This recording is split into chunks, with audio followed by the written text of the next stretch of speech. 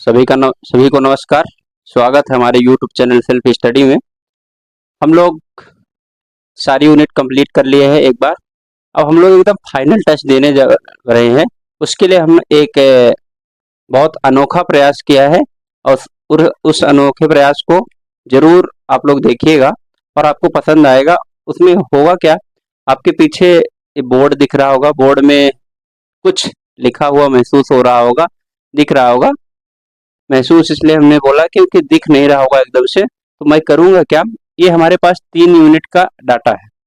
आपके पास 1, 2 और 3।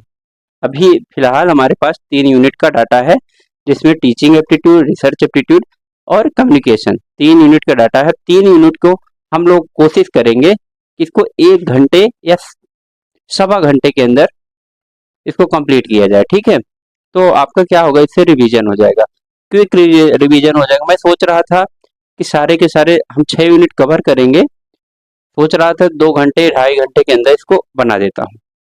तो पहला पार्ट ये मैं लेके आ जाया हूँ।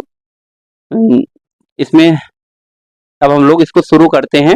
उसके बाद दूसरा पार्ट लास्ट के 3 यूनिट का आएगा। हायर एजुकेशन का आपका होगा, पीपल डेवलपमेंट का आएगा और एक और आपकी जो यूनिट है कौन सी, ICT की 3 यूनिट उसमें है। और ये काफी इंपॉर्टेंट यूनिट है, इसलिए इसको आप ध्यान रखिएगा। ठीक, तो हम लोग शुरू करते हैं।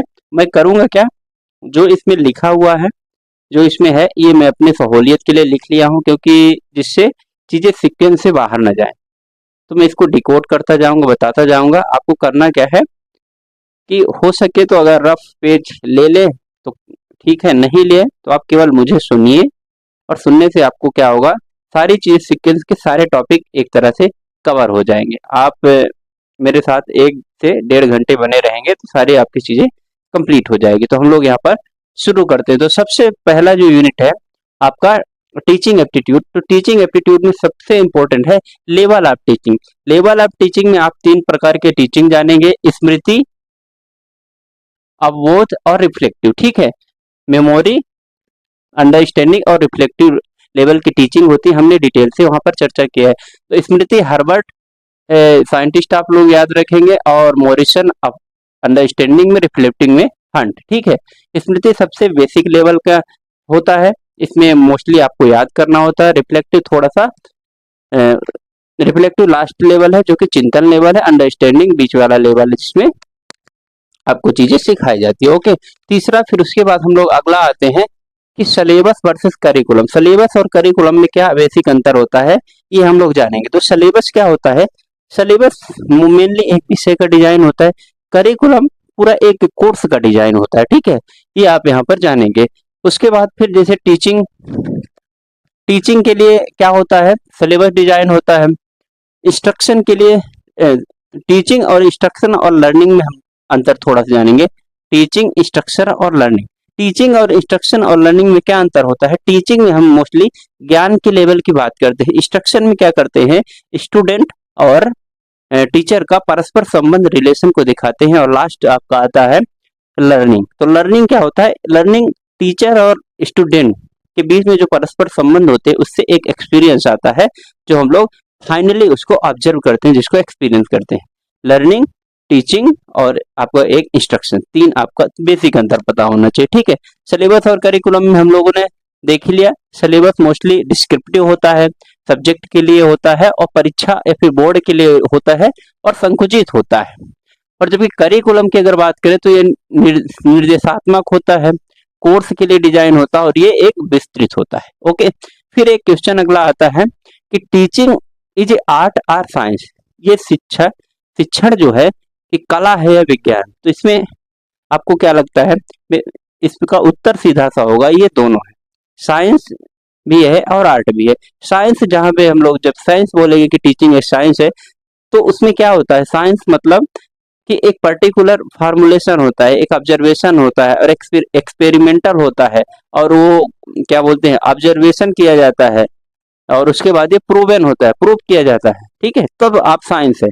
और आप जब आर्ट कहेंगे कि टीचिंग एक आर्ट है, तो उसमें क्या होता है, टीचिंग एक व्यवहार, सामाजिक और व्यवहारवादी होता है, लोगों को एक एथिकल वैल्यूज देता है, एक एथिकल नॉलेज देता है, इसलिए टीचिंग कला कहलाता है। ठीक है, तो ये दोनों है, व्यवस्थित ढंग से है। इसमें एक चरण होते हैं ना टीचिंग करने के लिए, ये बहुत सारे चरण डिसाइड होते हैं, इसलिए इसको साइंस कहा जाता है, व्यवहारिकता होती है इसलिए आर्ट कहा जाता है। ठीक है, इतना बात आप लोगों को समझ में आ गया। अब टीचिंग के ऑब्जेक्टिव क्या क्या होते हैं ये हम लोग पहले भी पढ़े हैं और अभी भी हम लोग देख लेते हैं कि टीचिंग के ऑब्जेक्टिव ब्लूम टेक्सोनॉमी डिसाइड करते हैं, जिसमें कॉग्निटिव, अफेक्टिव और साइकोमोटर 3 तरह के ब्लूम टेक्सोनॉमी होते हैं। ठीक है, इसके बाद गैगने और ब्रिग्स टीचिंग ऑब्जेक्टिव में ब्लूम टेक्सोनॉमी याद करना है, और गैगने एवं ब्रिग्स ने 5 चरण में बताया है: बौद्धिक कौशल, कार्य साधना, परिशुद्धता, स्पष्ट अभिव्यक्ति और प्रकटीकरण। ठीक, ये इतने तरह के इसमें गैगने और ब्रिग्स के उद्देश्य हो गए। अब मैक्सिम ऑफ टीचिंग आप लोग जानते हैं, जैसे सिंपल टू कॉम्प्लेक्स हो गया, फिर उसके बाद नॉन टू अननोन हो गया, सरल से जटिल, नॉन टू अननोन, मूर्त से अमूर्त, कंक्रीट, विशेष से सामान्य हुआ, निश्चित से अनिश्चित तक हो गया। ये हमारे मैक्सिमम टीचिंग कहलाते हैं। इसको आप नोट डाउन या फिर केवल आप सुनते रहेंगे तो आपका रिवीजन तुरंत हो जाएगा।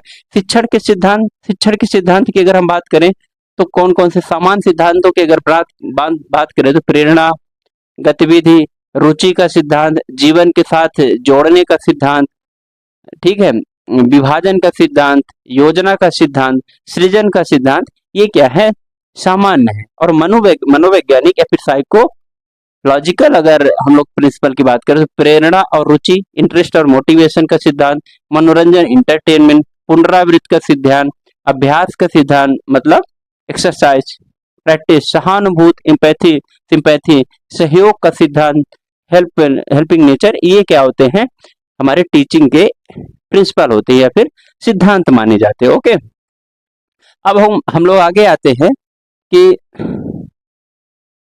अधिगम की शैली क्या होती है। अधिगम मतलब लर्निंग की क्या क्या शैलियां होती हैं, तो हम सब लोग को मालूम है, दृश्य संबंधी शैली, दृश्य संबंधी, श्रवण संबंधी और सहज ज्ञान संबंधी, 3 तरह की शैली होती है। दृश्य मतलब देखने वाला, विजुअल, श्रवण मतलब ऑडियो, सहज ज्ञान मतलब नॉलेजेबल, और चौथा आपका आगमनात्मक मतलब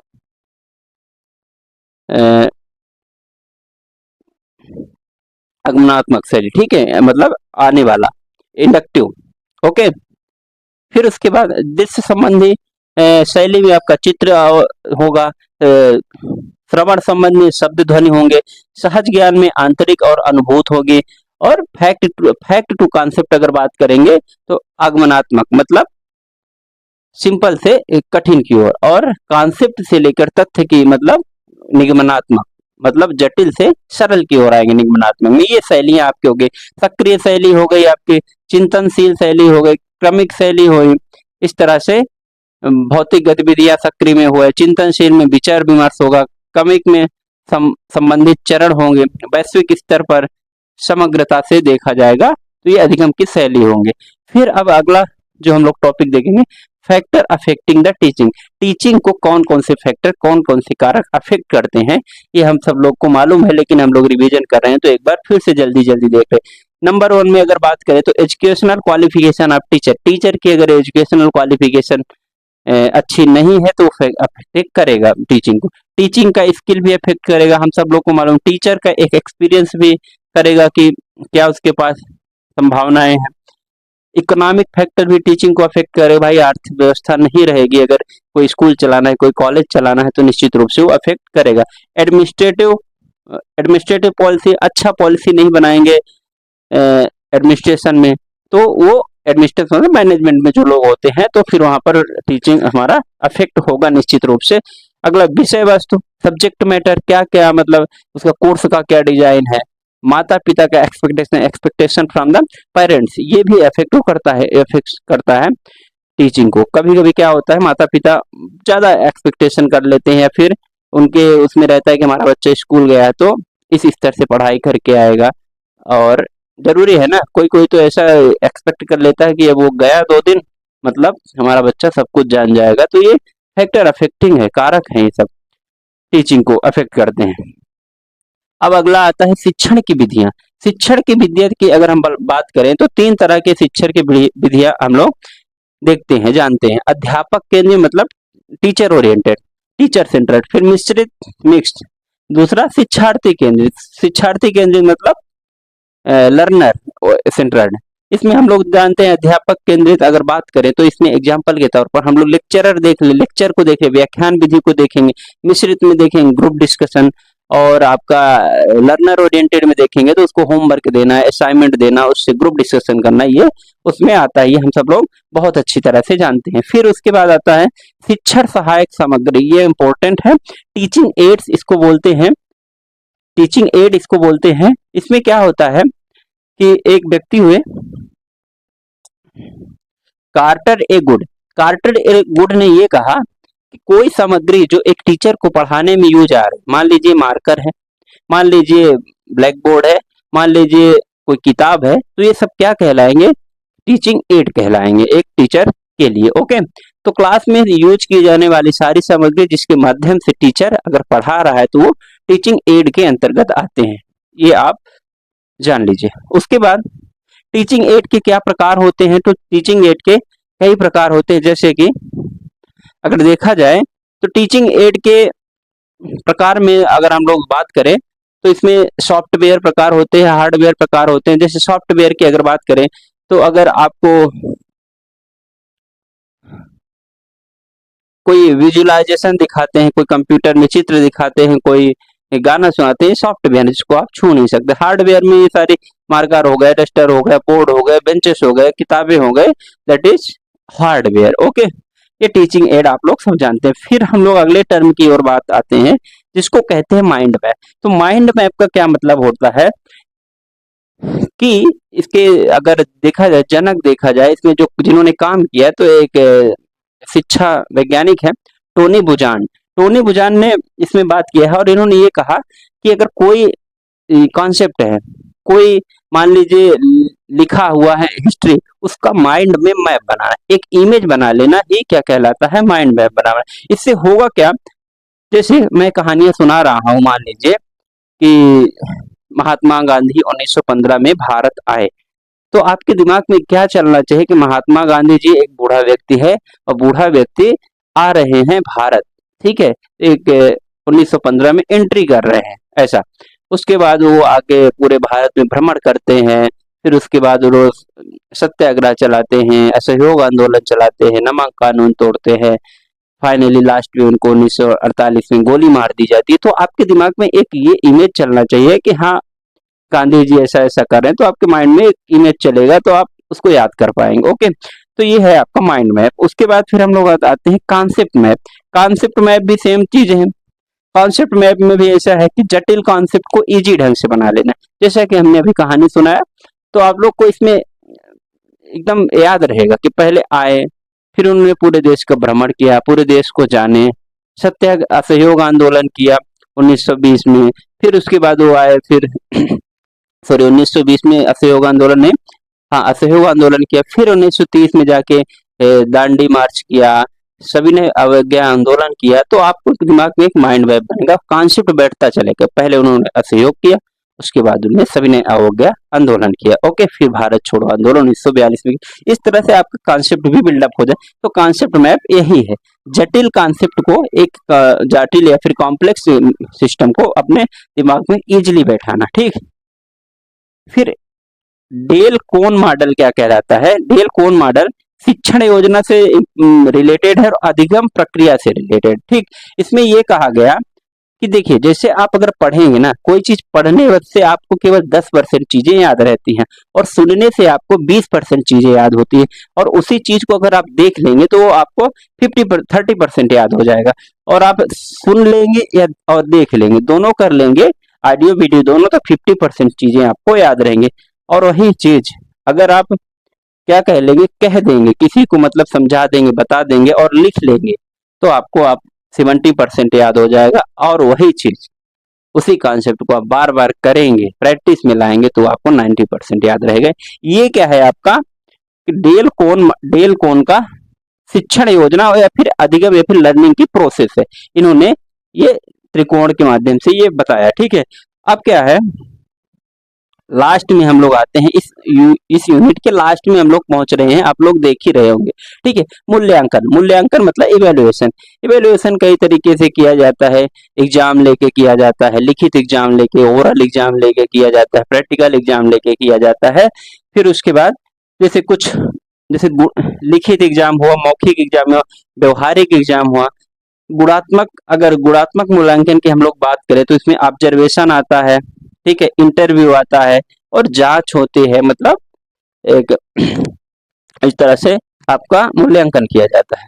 रेटिंग दिया जाता है, रिपोर्ट कार्ड जो आपके स्कूल में बनाए जाते हैं, कॉलेजेस में बनाए जाते हैं, तो ये क्या किसके अंतर्गत आते हैं?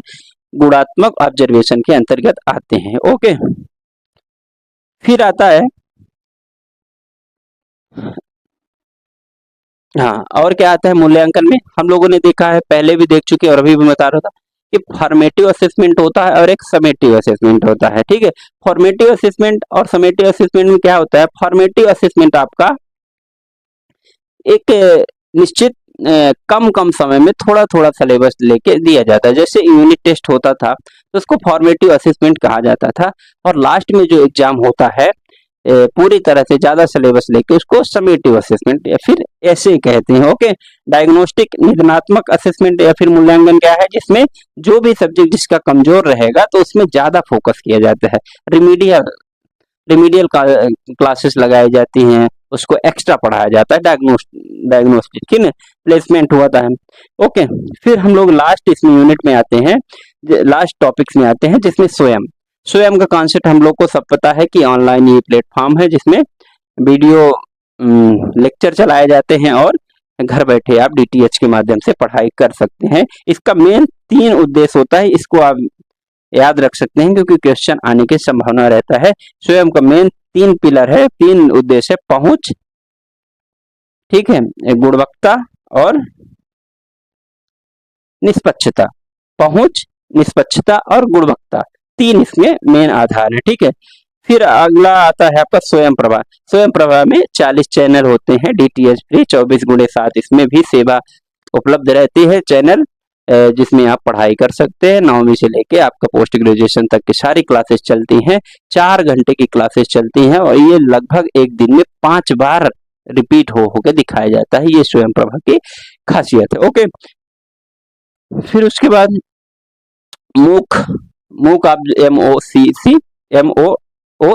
ठीक है, ये क्या है? ये ऑनलाइन कोर्स कराने के लिए है, डिस्टेंस लर्निंग के कोर्सेस हैं।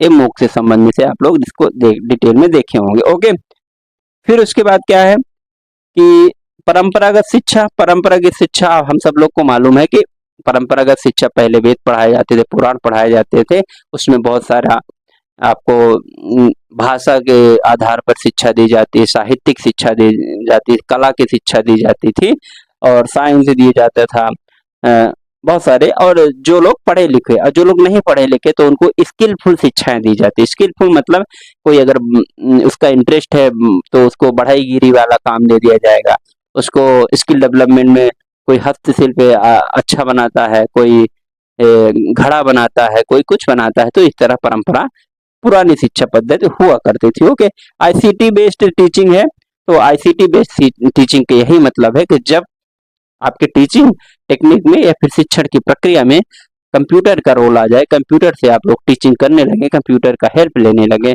पावर पॉइंट बनाने लगे, आईसीटी बनाने लगे, पावर पॉइंट बनाने लगे, प्रेजेंटेशन बनाने लगे, प्रोजेक्टर में आप दिखाने लगे, तो यही इसका सीधा सा मतलब है कि आपके टीचिंग में इंफॉर्मेशन एंड कम्युनिकेशन टेक्नोलॉजी का जोड़ हो गया है, एडिशन हो गया है। दैट मीन्स कि ये आईसीटी का उपयोग है, सिंपल सा यही मतलब है। तो इस तरह से हम लोगों ने पहली यूनिट को बहुत जल्दी कंप्लीट कर लिया। दूसरी यूनिट पे हम लोग बढ़ते हैं। दूसरी यूनिट का आप सब लोग को पता है, रिसर्च या फिर अनुसंधान। इसके हम लोग बात करते हैं कि इसमें क्या क्या टॉपिक है। तो अनुसंधान के उद्देश्य की अगर बात करें तो सबसे पहला हेडिंग यही है कि अनुसंधान के उद्देश्य, तो नई घटना, अंतर्दृष्टि ज्ञान का और संश्लेषण, समीक्षा करना, सामान्य उद्देश्य का विश्लेषण करना और अन्वेषण करना, ये अनुसंधान के उद्देश्य होते हैं या फिर ऑब्जेक्टिव होते हैं। ठीक है, हम लोगों ने पहले भी बात की। अब रिसर्च की विशेषताओं की अगर बात करें तो रिसर्च की बहुत सारी विशेषताएं होती हैं, जिनमें हम लोगों ने प्रमुख देखा है वस्तुनिष्ठता, वस्तुनिष्ठता, ऑब्जेक्टिविटी, विश्वसनीयता, रिलायबिलिटी, निश्चयात्मकता मतलब कि कंफर्मेशन वाला, वैधता, वैलिडिटी और शुद्धता या फिर एक्यूरेसी, ये हमारे क्या है रिसर्च की कुछ प्रमुख विशेषताएं हैं, ये आपको अंडरस्टैंडिंग के लिए जरूरी है। ठीक है, फिर हम लोग अगला आते हैं टॉपिक के प्रकार। तो रिसर्च के क्या क्या प्रकार होते हैं? रिसर्च के बहुत सारे प्रकार होते हैं, जिसमें हम लोग सबसे कुछ इंपॉर्टेंट डिस्कस करें। प्राथमिक या फिर मौलिक प्रकार हम लोग जानते हैं, नॉर्मल, व्यवहारिक होता है, अप्लाइड, विकासात्मक, डेवलपमेंट रिसर्च होता है, आगमन, वही इंडक्टिव, निगमन, डिडक्टिव, फिर मात्रात्मक, क्वालिटेटिव, क्वांटिटेटिव और क्वालिटेटिव, गुणात्मक, संरचित, असंरचित, ये होते हैं हमारे कुछ प्रकार होते हैं। और बहुत सारे आप लोगों को प्रकार पता है, इसमें आप लोग देखे ही होंगे। ठीक है ना, पहले भी आप लोग देख लिए हैं। जो जिन लोगों ने इस वीडियो को नहीं देखा तो आप लोग हमारा एक घंटे का वो मैराथन है, बहुत जल्दी में उसको भी क्विक रिवीजन टाइप का किए हैं, और इसमें हम लोग 3-3 यूनिट को एक साथ रिवाइज करने की कोशिश कर रहे हैं। ओके, अब स्टेप सोपान, ये सबसे इम्पोर्टेंट है। 6 स्टेप होते हैं रिसर्च करने के, हम इसको देखेंगे। तो ठीक है, ये किसके अनुसार है? कभी आ जाए क्रॉसवेल, कौन? क्रॉसवेल के अनुसार 6 स्टेप बताए गए हैं रिसर्च के, फिर अनुसंधान के। तो सबसे पहला स्टेप है समस्या चिन्हीकरण करना या फिर सूत्रीकरण करना। ठीक है, फॉर्मुलेशन करना। दूसरा फार्मूला बनाएंगे। दूसरा है अभिकल्प तैयार करना या फिर रिसर्च का डिजाइन तैयार करना। तीसरा स्टेप है अनुसंधान प्रस्ताव लेखन, तीसरा है प्रदत्त संग्रह उपकरण, मतलब डाटा को डाटा का संग्रह करना। फिर न्यादर्श चयन, मतलब सैंपल का सिलेक्शन करना, चौथा स्टेप है। 5वें स्टेप की अगर बात करें तो अनुसंधान प्रस्ताव लेखन, मतलब अनुसंधान का प्रपोजल राइट करना। 6 नंबर की अगर बात करें तो प्रदत्तों का एकत्रीकरण, मतलब कलेक्शन ऑफ डाटा। और आपका लास्ट है प्रदत्त प्रसंस्करण, प्रोसेसिंग, एनालिसिंग डाटा। ओके, और लास्ट आपका 8वां चरण है रिपोर्ट लेखन, मतलब शोध का रिपोर्ट करना। 8 चरणों में कुल सोपान डिवाइड किए गए हैं कि क्या क्या स्टेप होंगे, क्या क्या रिसर्च के चरण होंगे। ओके, उसके बाद हम लोग आ जाते हैं हाइपोथेसिस उत्कल्पना।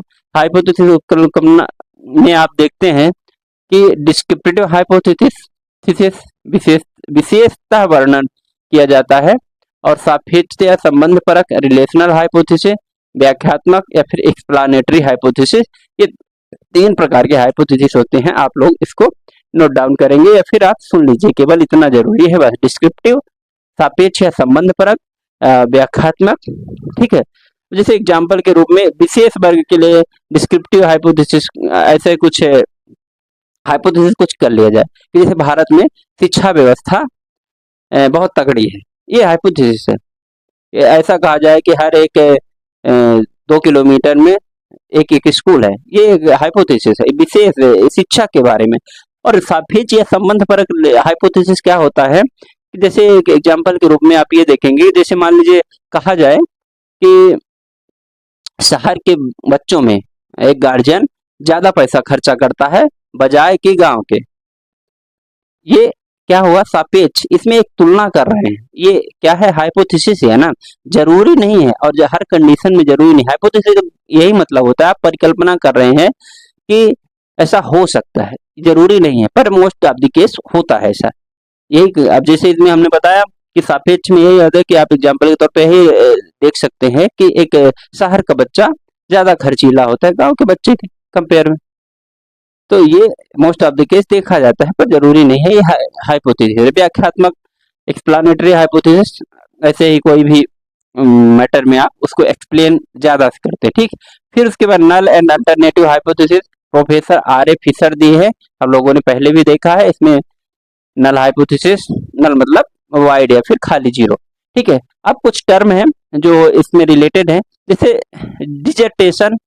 डिजर्टेशन आप लोग जानते हैं, और थीसिस। डिजर्टेशन और थीसिस में क्या अंतर होता है? तो डिजर्टेशन मोस्टली आप देखेंगे कि पोस्ट ग्रेजुएशन में जो सब्जेक्ट होते हैं, जैसे आप कर रहे हैं क्या एमए कर रहे हैं, एमएससी कर रहे हैं, एमटेक कर रहे हैं, एमबीए किया है, तो वहाँ डिजर्टेशन बनाया जाता है। ओके, मोस्टली ये अमेरिका और ब्रिटेन इन देशों में ये ऐसा चलता था। उसके बाद थीसिस, थीसिस मोस्टली पीएचडी, जब आप रिसर्च कर रहे होते हैं तो हाँ आप क्या बनाते हैं, थीसिस बनाते हैं। थीसिस ज्यादा टाइम टेकिंग ले लगता है, ज्यादा समय में लगता है इसमें। और हाइपोथेसिस, जो हाइपोथेसिस में होता क्या है, जो हम हाइपोथेसिस देते हैं, परिकल्पना करते हैं, उसकी हमको पुष्टि की जाती है। पुष्टि मतलब उसको प्रूव करके बताना पड़ता है, ये थीसिस में कहलाता है। और ठीक है, और डिसर्टेशन में क्या होता है कि पुरानी कुछ जानकारियों के माध्यम से उसमें देखिए क्या बोलते हैं उसको, थीसिस में क्या होता है कि हम एक परिकल्पना दें, उसको हमको प्रूव करना पड़ता है।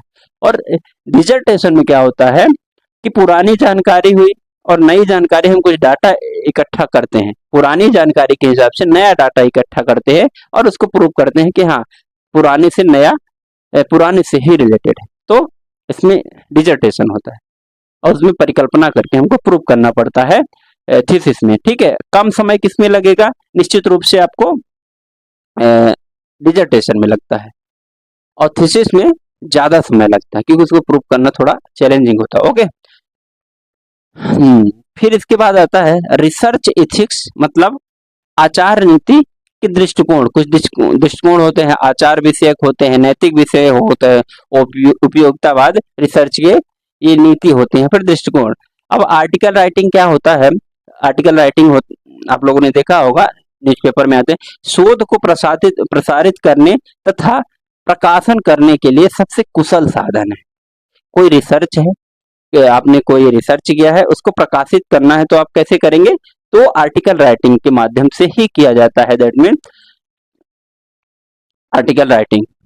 ओके, इसको हिंदी में कहते हैं आलेख। आलेख के प्रकार भी होते हैं, जैसे अर्थ प्रकाशक, मतलब एक्सपोजिशनरी, वर्णनात्मक, डिस्क्रिप्टिव, प्रेरक, परसुएसिव, फिर लास्ट में आपका कथा या फिर नैरेटिव।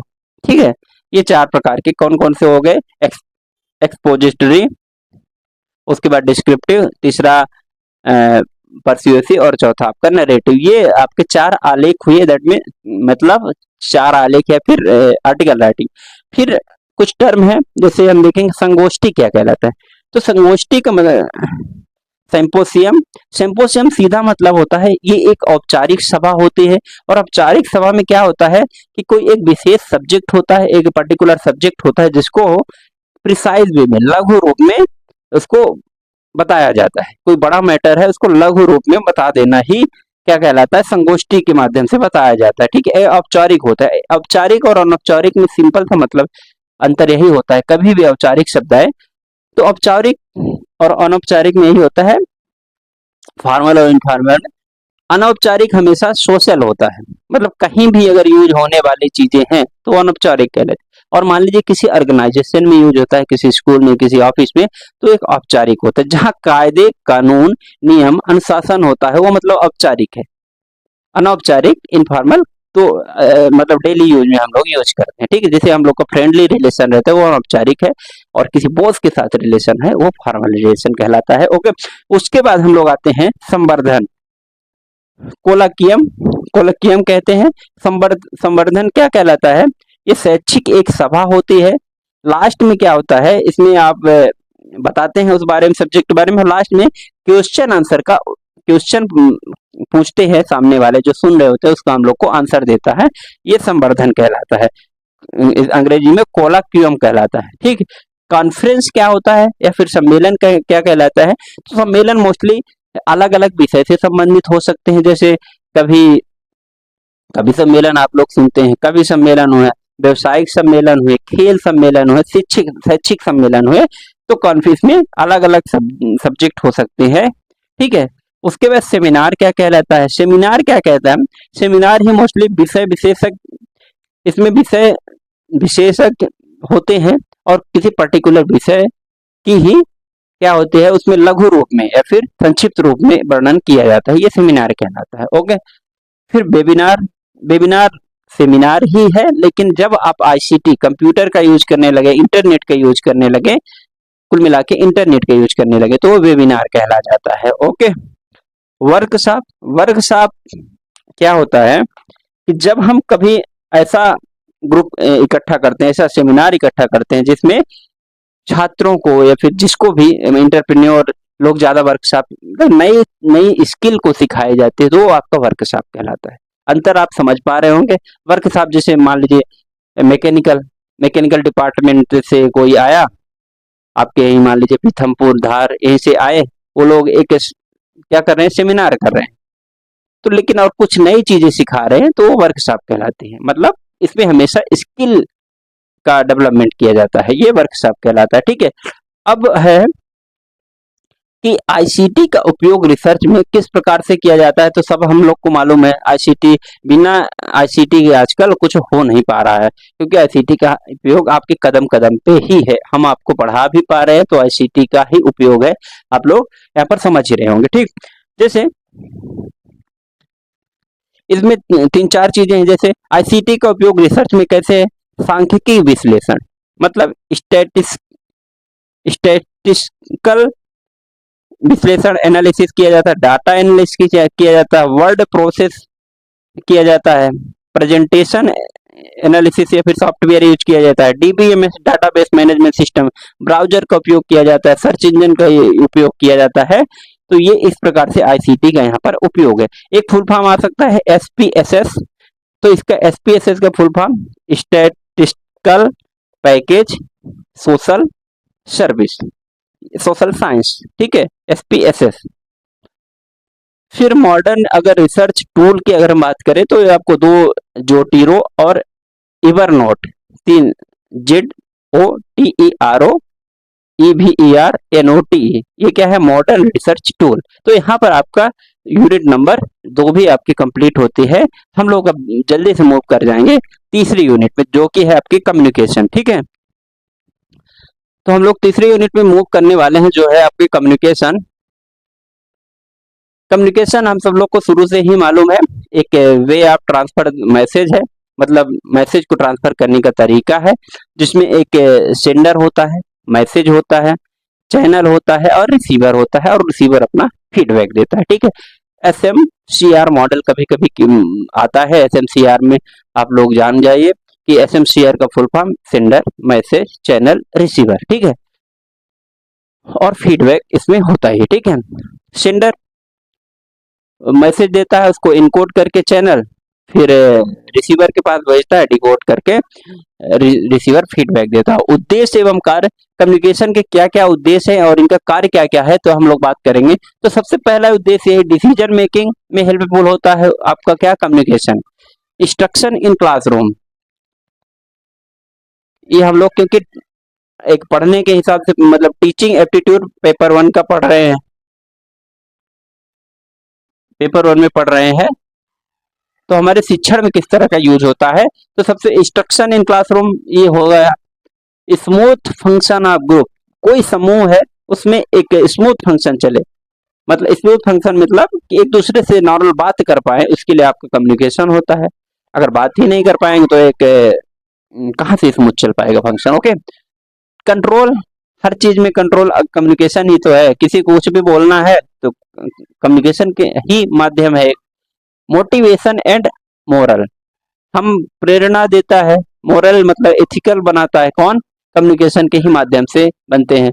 कल्चरल, सोशल और नेशनलिज्म, कम्युनिकेशन हमारे कल्चर को बढ़ाने में उपयोग होता है, सोसाइटी में सोशलिस्टिक अप्रोच देने में मदद करता है, और नेशनल, राष्ट्रवाद की भावना प्रेरित करने में हमारा कम्युनिकेशन या फिर संचार का बहुत बड़ा रोल है। आप सब लोगों को मालूम है, इसको आप देख लेंगे उद्देश्य। ओके, फिर प्रकृति या फिर नेचर कैसा होता है कम्युनिकेशन के, तो सबसे पहला नेचर ये गतिशील होता है, डायनेमिक नेचर का होता है, हम सब लोग को मालूम है।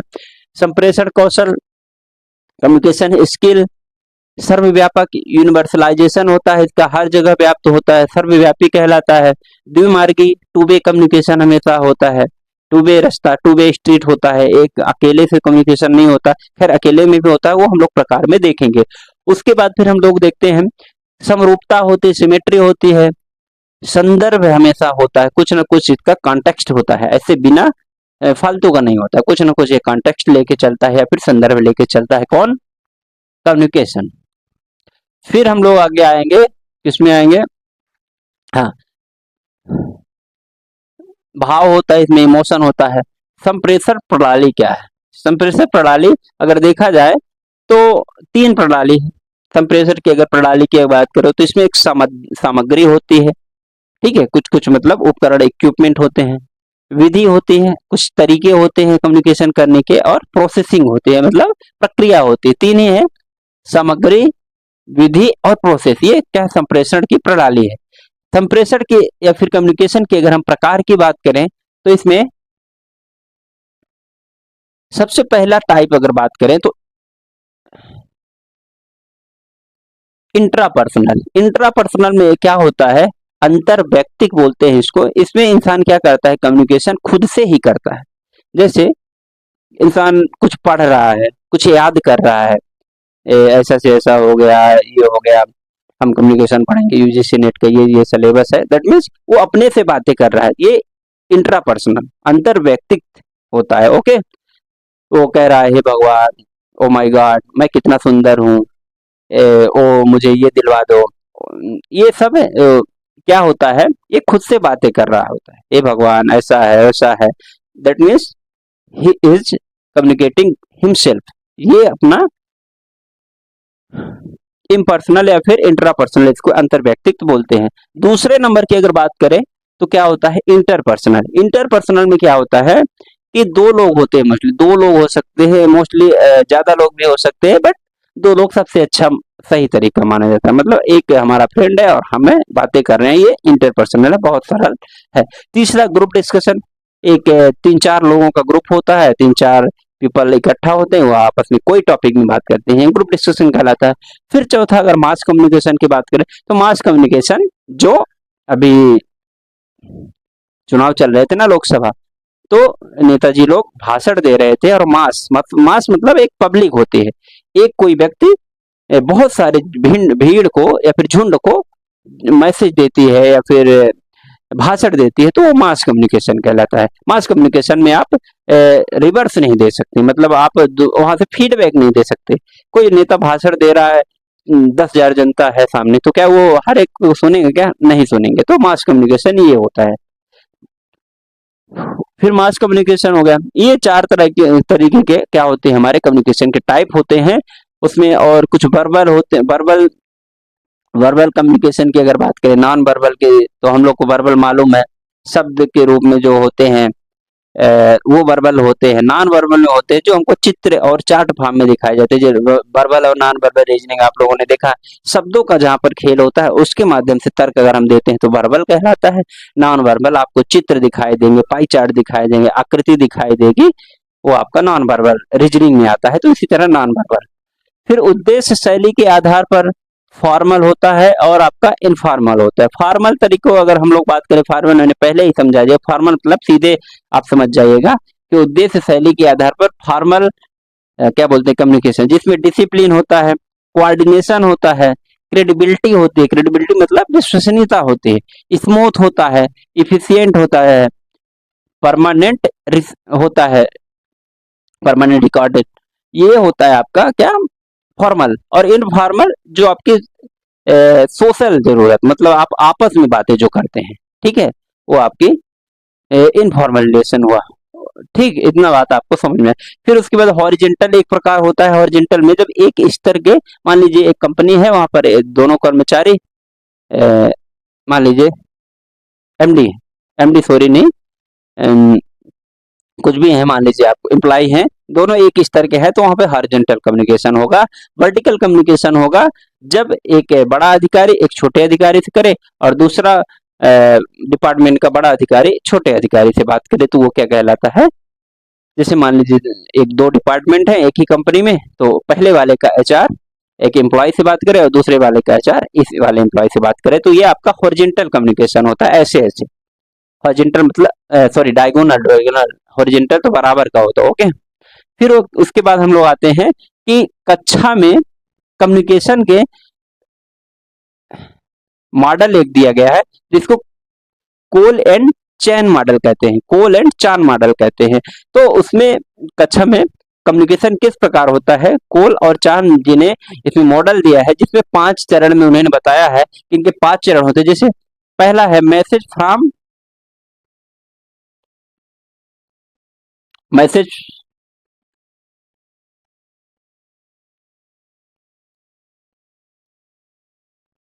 पहला मैसेज हो गया कि मैसेज बनेगा, ठीक है, मैसेज फॉर्मुलेशन होता है, मतलब 5 चरण में पहला मैसेज फॉर्मुलेशन होता है, दूसरा होता है इनकोडिंग द मैसेज, मैसेज को इनकोड किया जाता है, संकेतीकरण किया जाता है, तीसरा मैसेज का ट्रांसमिशन किया जाता है, और चौथा आपका स्टेप है मैसेज को डिकोड करके इंटरप्रिटेट किया जाता है, संकेतीकरण।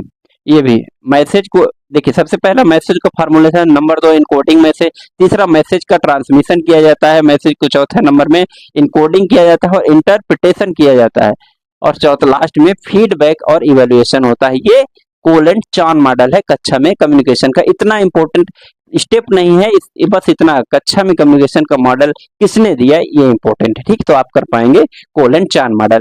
फिर नंबर हम लोग आगे आते हैं नॉइस। नॉइस मतलब सब लोग को पता है, कम्युनिकेशन के बीच में जो कि बैरियर एक उत्पन्न होता है उसको नॉइस कहते हैं। नॉइस कई तरीके से हो सकता है, जैसे आप लोग को नॉइस सुनाई शायद दे रहा होगा, नहीं सुनाई दे रहा होगा, तो व्हीकल का हो गया, ऑटोमोबाइल्स का हो गया, फैक्ट्रीज का हो गया, बच्चे गाना गा रहे हैं, साउंड हो गया, बॉक्स, ये सब नॉइस आते हैं और ये कम्युनिकेशन में बैरियर बनते हैं, ठीक। उसके बाद जैसे 3-4 प्रकार के होते हैं, फिजियोलॉजिकल, फिजिकल और साइकोलॉजिकल और सिमेंटिक बैरियर। फिजियोलॉजिकल में क्या होता है कि जब इंसान के अंदर क्या होता है, शरीर के अंदर व्याकुलता आ गई, मान लीजिए बहुत तेज भूख लगी, उसको गर्मी लग रही है, उसको बहुत तेज गुस्सा आ रहा है, तो फिर नॉइस एक अपने अंदर खुद उत्पन्न होता है, जिससे कम्युनिकेशन इंसान प्रॉपर नहीं कर पाता है, जो बोलना चाहिए नहीं बोलता। ये आपको क्या है, फिजियोलॉजिकल। फिर उसके बाद फिजिकल बैरियर में आसपास की चीजों का डिस्टर्ब करना फिजिकल बैरियर कहलाता है। एक दीवार है, दीवार के बहुत मोटी दीवार है, हमको बोलना है कुछ, हमारी आवाज जा नहीं रही, फिजिकल बैरियर है। उसके बाद साइकोलॉजिकल बैरियर, दिमाग वाली चीजें, आपका दिमाग सही नहीं है, या फिर कुछ आपके दिमाग में कुछ और चीजें चल रही हैं, तो ये साइकोलॉजिकल। सिमेंटिक बैरियर, बोलना आप कुछ और चाहते हैं, सामने वाला कुछ और समझ रहा है, कहना कुछ और आप चाहते हैं लेकिन मुंह से कुछ और निकल रहा है, तो ये सिमेंटिक बैरियर। आपस में सारी चीजें रिलेटेड हो गए, तो semantic barrier, physiological, physical, psychological और सिमेंटिक बैरियर, 4 प्रकार के बैरियर होते हैं, नॉइस होते हैं या फिर बैरियर कहते हैं। बैरियर क्या है, बैरियर भी इसी तरह होते हैं। बैरियर में थोड़ा सा अगर बात करें तो जैसे ऑर्गेनाइजेशनल, संगठनात्मक बैरियर हो गया, फिजिकल बैरियर हो गया, लिंग्विस्टिक बैरियर हो गया, कल्चरल बैरियर हो गया, ये सब बैरियर कहलाते हैं, ठीक है। अगर ध्वनि प्रदूषण वाला थोड़ा सा अगर कॉन्सेप्ट देखा जाए तो वहां नॉइस कहलाता है। बैरियर मतलब कि रुकावट, नॉइस केवल अगर कहा जाए तो साउंड से रिलेटेड है, बैरियर है तो किसी भी चीज से रिलेटेड है, संगठनात्मक हो सकता है, फिजिकल हो सकता है, लिंग्विस्टिक हो सकता है, कल्चरल बैरियर हो सकते हैं, बहुत सारे इसमें बैरियर हुए। उसके बाद सोसाइटी बैरियर हो सकता है। प्रभावी क्लासरूम में कम्युनिकेशन कैसे हो, ये देखिए आप। तो सबसे पहले प्रभावी क्लासरूम, इफेक्टिव क्लासरूम कम्युनिकेशन क्या कहलाता है या फिर कैसे होता है, तो सबसे पहले शिक्षकों के लिए सिद्धांत होते हैं, ये स्टेप है। संदेश नियत मैसेज डिजाइन प्रिंसिपल होता है, ये आप इसको याद, बस स्टेप याद कर लीजिए, बस क्या क्या क्लासरूम में अगर इफेक्टिव कम्युनिकेशन कराना है तो क्या क्या होना चाहिए। शिक्षकों के लिए सिद्धांत एक, दूसरा संदेश नियत मैसेज डिजाइन प्रिंसिपल होता है, तीसरा शिक्षण विधियां मीडिया चयन सिद्धांत, चौथा अनुकूल शिक्षण वातावरण, प्रॉपर वातावरण वहां मिलेगा, मतलब फेवरेबल कंडीशन होगी तब अच्छा कम्युनिकेशन हो पाएगा। फिर 4 स्टेप हैं आपके, ठीक है ना। शिक्षकों के लिए सिद्धांत हो गए, संदेश नियत मतलब मैसेज का क्या डिजाइन है, किस प्रकार का मैसेज है, तीसरा है शिक्षण विधियां, टेक्निक क्या है, मीडिया टूल्स क्या है, वही ऑडियो वीडियो और विजुअलाइजेशन, ये इसकी विधियां हैं। अनुकूल शिक्षण वातावरण, वहां पर कैसा है, वहां का माहौल कैसा है, उनके लिए पानी पीने कंडीशन है कि नहीं है, क्लासरूम का कंडीशन कैसा है, ये सब क्या कहलाता है, क्लासरूम इफेक्टिव कम्युनिकेशन में अंतर्गत आते हैं। पैराफ्रेजिंग क्या कहलाता है, एक शब्द है पैराफ्रेजिंग। पैराफ्रेजिंग शब्द का सीधा मतलब यही है कि मान लीजिए कोई वक्ता है, बोलने वाला है, और कोई श्रोता है, लिसनर है, तो जो वक्ता बोल रहा है मान लीजिए 1 घंटे बोलता है, उसके बाद जो श्रोता सुन रहा है, तो वो 1 घंटे के बाद श्रोता कितना समझ पाया है वो अपने भाषा में 2 लाइन 4 लाइन में बताए, तो ये पैराफ्रेजिंग कहलाता है। मतलब जो वक्ता ने बोला उसको श्रोता ने कितना ढंग से सुना है, कितना अटेंटिव होके सुना है और उसको प्रिसाइज वे में संक्षेप में बताए, जिससे ये पता चल पाता है कि हाँ जो वक्ता ने बताया वो कितना सही है, कितना सारगर्भित है, कितना संदर्भित है। ओके, तो पैराफ्रेजिंग यही, वक्ता ने जो सुना उसको कैसा वक्ता कैसा बता पा रहा है कम शब्दों में। 7C आप कम्युनिकेशन के हम लोग देख चुके हैं, हर बहुत बार बता चुका हूँ, जिसमें क्लियरिटी आपका आता है, कॉन्साइज आता है, कंक्रीट आता है, करेक्टनेस आता है, कोहेरेंट आता है, कंप्लीट आता है, कोर्टियस आता है। ये आपके 7C हैं। इसमें क्लियरिटी का आप सब लोग को मतलब पता ही है, कॉन्साइज मतलब संक्षिप्त होता है, कंक्रीट मतलब कंक्रीट, करेक्टनेस मतलब सही वाला, कोहेरेंट ये इंपॉर्टेंट है, सुसंबंध मतलब उस विषय से कितना संबंधित है, इसको कोहेरेंट बोलते हैं। कंप्लीट तो जानते हैं, कॉर्टियस मतलब कितना सही मतलब उस विषय से संबंधित है। ठीक है, हाँ, कॉर्टियस मतलब संबंधित और कितना उसमें पोलाइटनेस है। ठीक है, ये कॉर्टियस। उसके बाद फिर हम लोग आते हैं कि मीडिया एंड सोसाइटी। तो सिंपल तो ये है कम्युनिकेशन में गवर्नमेंट के प्रोस्पेक्ट पे अगर देखा जाए तो मीडिया का स्ट्रांग होना बहुत जरूरी है, क्योंकि डेमोक्रेसी के फोर्थ पिलर होता है। बट आजकल थोड़ा सा समस्या है, ये सब आप लोग को पता है। ठीक है ना, तो मीडिया के बारे में आप लोग ज्यादा इसमें है नहीं कम्युनिकेशन है, बट ये है कि सरकार का सबसे बड़ा कम्युनिकेशन का चैनल कौन है, वो आपका मीडिया है। बस इतना आपको ध्यान रखना है। उसके बाद क्लैपर महोदय हुए, क्लैपर उन्होंने चयनात्मक सेलेक्टिव एक्सपोजर थ्योरी दिया है, इतना आपको ध्यान रखना है, ये मीडिया से रिलेटेड है बस। तो क्लैपर ने क्या दिया है, चयनात्मक एक्सपोजर थ्योरी मतलब सेलेक्टिव एक्सपोजर थ्योरी ये दिया है उन्होंने। ओके, तो हम लोगों ने यहाँ पर आज level of teaching teaching aptitude, research aptitude और कम्युनिकेशन वाले टॉपिक को आराम से यहाँ पर कंप्लीट कर लिया है।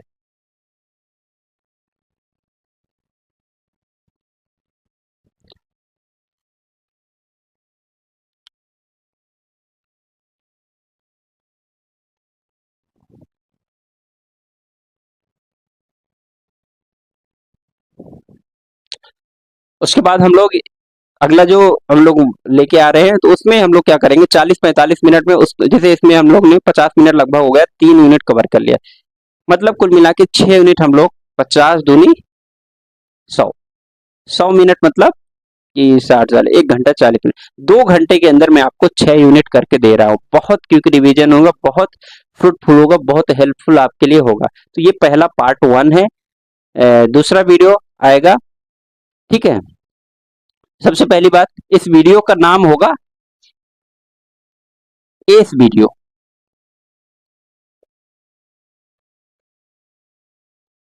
एस वीडियो, एस वीडियो मतलब एस मतलब क्या होता है, सब आप लोग जो कार्ड के पत्ते खेलते होंगे, एस मतलब होता है इक्का।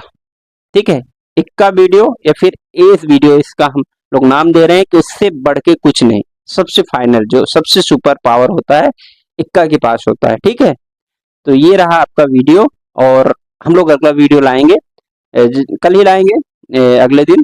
और कोशिश ये होगी कि हम लोग और कम समय पर इसको रिवाइज कर पाए। ठीक है, तो हम लोग अभी यहीं इस वीडियो को यहीं पर रोकते हैं और अगले वीडियो में फिर से मिलेंगे। आप लोग फीडबैक जरूर दीजिएगा कि आपको ये 45 से 50 मिनट में कितना फायदा हो रहा है, जिससे मैं दूसरा वीडियो जल्दी से ला दूं।